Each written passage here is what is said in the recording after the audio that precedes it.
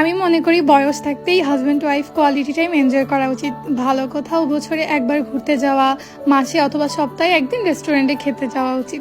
অনেক সময় এই জিনিসগুলোতে টাকা অপচয় মনে হতে পারে, তবে জীবনে বেঁচে থাকলে ইনশাল্লাহ রিজিকের ব্যবস্থা হবেই। সংসার জীবনে বিভিন্ন ধরনের রেসপন্সিবিলিটি আসবে, এটাই স্বাভাবিক।